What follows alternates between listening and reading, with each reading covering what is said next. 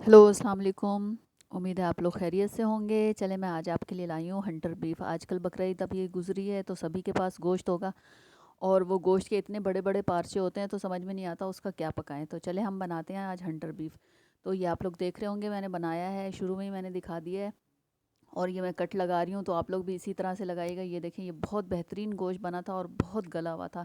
तो चलें आज हम रेसिपी शुरू करते हैं। ये मैंने सब लिख दिया है, ये मैंने इन पार्चों पे ये मसाले लगा दिए थे और इसको कम से कम 2 दिन के लिए रखा था। तो ये आप जो है वो ऐसे ही मसाले सब लगा दिएगा। बहुत घर के मसाले हैं, कोई भी चीज़ ऐसा नहीं है कि आप कलमी शोरा लगा रहे हैं या ये लगा रहे हैं या वो लगा रहे हैं। बिल्कुल आम घर के मसाले हैं। इसको अच्छी तरह मिक्स करके आप 2 दिन रख दें। फ्रिज में रखिएगा, फ्रीज़र में नहीं रखिएगा। और इसको जो है वो ऐसे गोदते रहिएगा वक्तन फ़वक्तन, यानी आप चाहें तो सुबह दोपहर शाम ऐसे कर लें। बुखार की गोली हो गई है तो आप ये कर लीजिएगा। उसके बाद आप ये कढ़ाई लीजिएगा, उसमें कढ़ाई में ये रख लीजिएगा। ना कोई इसमें तंदूर की ज़रूरत है, ना जो है ओवन चाहिए। देखें, बिल्कुल सिंपल मैंने कढ़ाई में बनाया है। और अगर आपको ये रेसिपी पसंद आती है तो मेरे चैनल को सब्सक्राइब करें, लाइक करें, शेयर करें, और मुझे कमेंट में बताइएगा ये आपको कैसा लगा।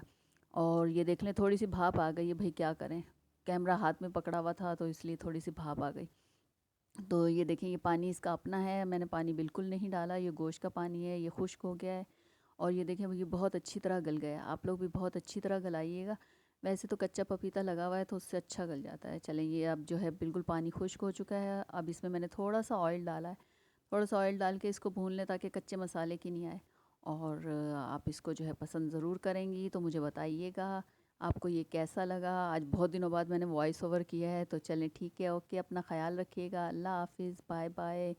भाई अभी वीडियो चल रही है, ओके, बाय बाय।